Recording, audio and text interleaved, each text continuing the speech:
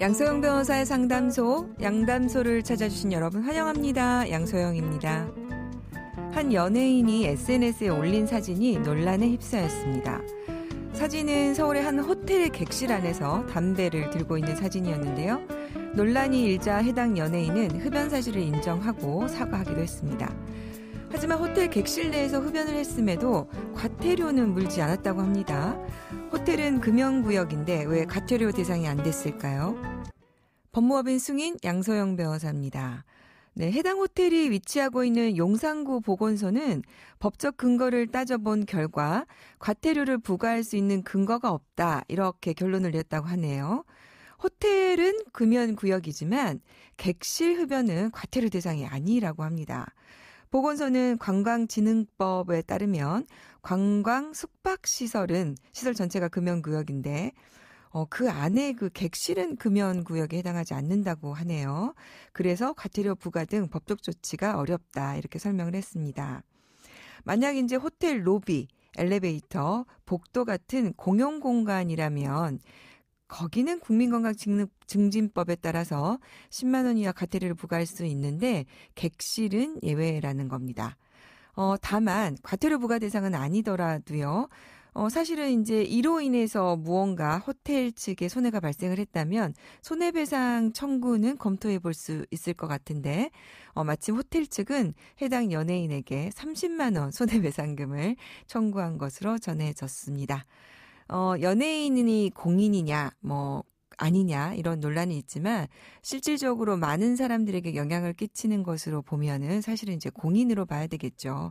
그래서 이런 공인의 행위가 다른 사람에게 귀감이 돼야 되는 점을 생각한다면, 앞으로 이런 일은 발생하지 않았으면 좋겠네요.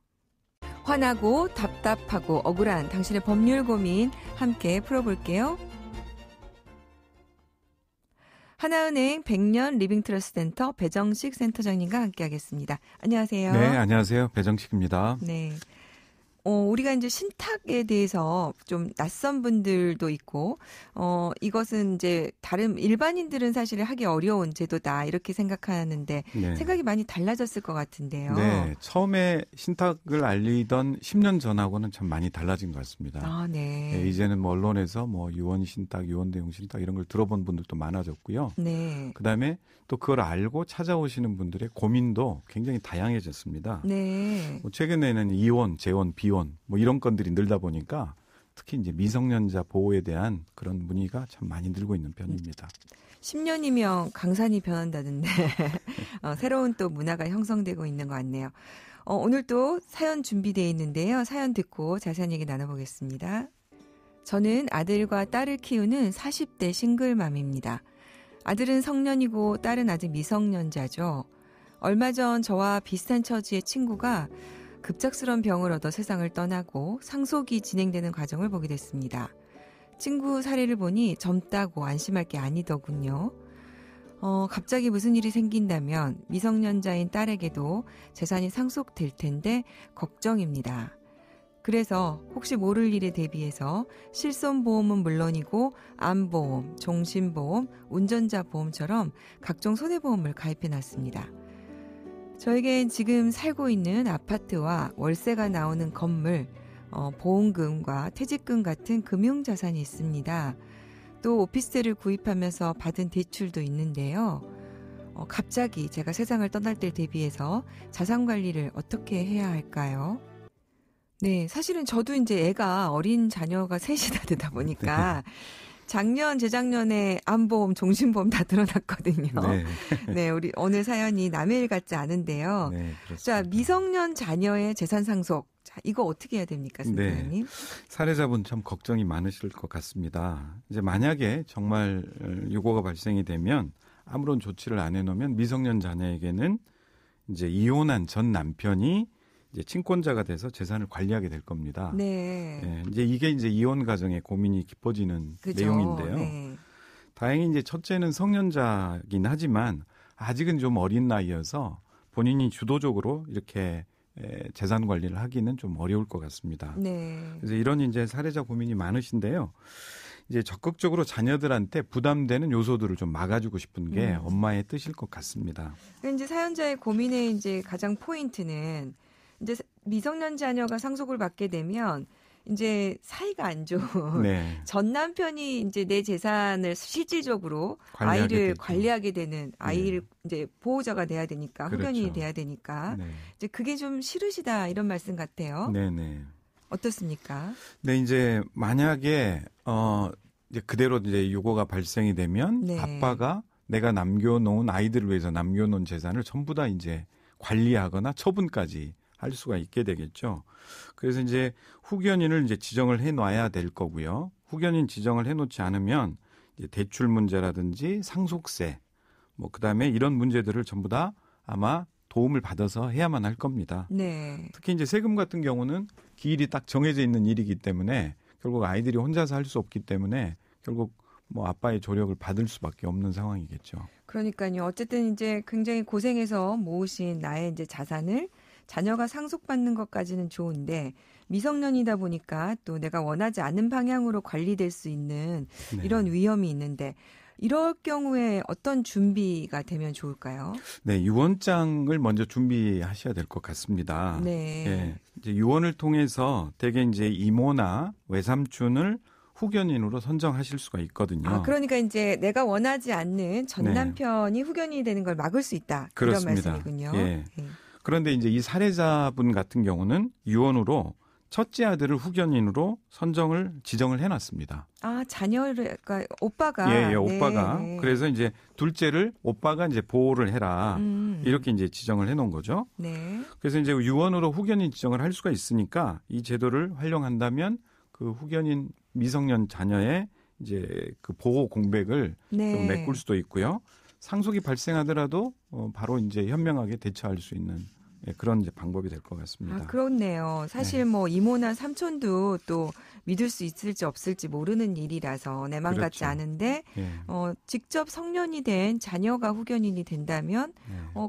그런 좋은 방법이 있을 수 있겠습니다. 네. 어떤가요, 센터장님? 요새 이제 이런 내용 정말 실제 사례가 많아지고 있습니까? 네, 이제 기존의 사례가 그렇게 많지는 않았는데 요즘에 네. 이제 이런 상담들이 좀 늘고 있어서 저희도 참 많이 공부를 하고 있습니다. 네. 이제 또 실제 유언으로 후견인을 지정할 수 있다. 그래서 이제 미성년자를 보호할 수 있다는 사실을 잘 모르시는 분들이 의외로 많습니다. 실제 좀 담당했던 사례를 좀 하나 소개해 주시겠어요? 네네. 얼마 전에도 이제 중병에 걸렸던 40대 엄마인데요. 네. 이 사례자분의 이제 친구 케이스가 저희가 직접 상담을 하고 이제 처리를 해드렸던 그런 케이스입니다. 네. 근데 이 엄마에게 이제 유언으로 공증을 통해서 후견인을 지정하십시오라고 이제 안내를 드렸죠. 네. 그래서 이제 요즘에는 또 코로나 때문에 이제 중병 상태에 이제 요양병원에 계시면 방문하기도 되게 어렵습니다. 네네. 네, 그래서 이제 공증하는 변호사님과 이제 증인들한테 부탁을 드려서 직접 요양병원에 방문을 해주셔가지고 네. 공증을 해주셨죠. 그리고 네. 이제 무사히 공증을 마친 다음에 이제 돌아가셨습니다. 그리고 사망한 뒤에는 그 후견인 신청을 사망 신고와 함께 이제 후견인이 진행을 했고요.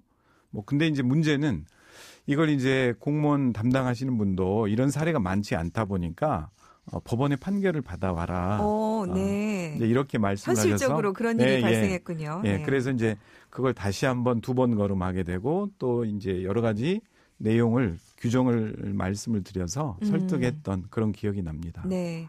그러니까 이제 공증으로 유언을 한 경우에 이 자체로 효력이 있으니까 네네. 그걸로 이제 후견인 지정이 되는데 공무원이 판결을 받아오라고 그런 거군요. 네네. 아무래도 사례가 많지 않았던 네. 것 때문에 이제 그런 것 같습니다. 사실은 저희가 이제 저도 많이 느끼는 건데요. 우리 민법이 워낙 개정된 지가 오래되다 보니까 상속제도, 뭐 후견제도, 유언 관련한 제도들이 많이 좀 미비돼 있고 모르는 부분이 많은 것 같아요. 네. 근데 이제 그렇게 바로 진행이 되는 부분, 이것도 오늘 굉장히 실속 있는 정보 주신 건데요. 저는 좀 궁금한 게 그러면 후견인을 이모라고 정했다면 어떨까요? 네. 이제 유언하신 분이 이제 사망을 하게 되면 그 네. 공증받은 유언서를 첨부를 시켜가지고 이제 여러 가지 서류를 좀 준비하시면 됩니다. 뭐 네. 복잡한 게 아니라 가족관계 등록부에 있는 기본증명서, 가족관계 증명서 한 통씩을 신분증을 지참을 해서 미성년 후견인 개시신고서가 있습니다. 아, 네. 거기에다 작성을 하셔가지고 접수만 하시면 끝납니다. 개시 신고서에 보면은 뭐 취임일자라든지 원인이라든지 이런 것들이 있거든요. 네. 거기에 지정, 선정, 법정 뭐 이런 게 있는데 지정으로 체크해서 제출만 하시면 가족관계 증명서에 전산으로 등록되는 시기는 일주일에서 열흘 정도면 충분하다고 합니다. 네.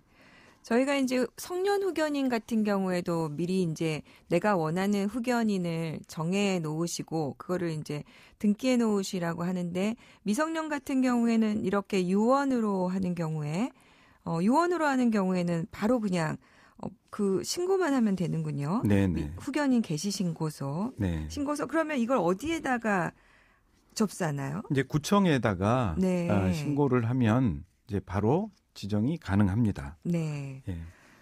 미성년 친권자가 아닌 사람을 지정 후견인으로 신고할 때 이렇게 절차가 간단한가요? 네, 그렇습니다.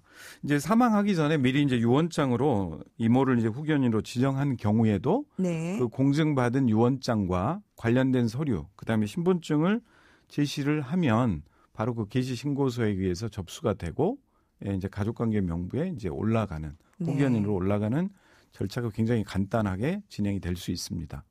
사실은 이제 유언의 경우에 이제 이 후견인 지정이 유언으로 가능한지에 대해서 우리 청취자분들 중에서도 네. 몰랐던 분들이 많으실 것 같아요. 네. 그럼 센터장님, 우리 정리한 김에 네. 어떻습니까? 법정 유언 사항을 좀 소개를 해주시죠. 네, 이제 유언장으로 내가 뜻을 남길 수 있는 내용들입니다. 네. 우리 이제 민법에 총 9가지가 있습니다. 네. 뭐 방금 말씀드렸던 후견인 지정도 그 중에 하나고요. 네. 예를 들자면 재단법인 설립, 친생 부인 유증, 인지, 뭐 상속재산 분할의 방법에 대한 지정 또는 위탁, 뭐 유언 집행자 지정, 그리고 네. 신탁, 뭐 이런 총 9가지를 유언으로 내 뜻을 남길 수 있도록 되어 있으니까요.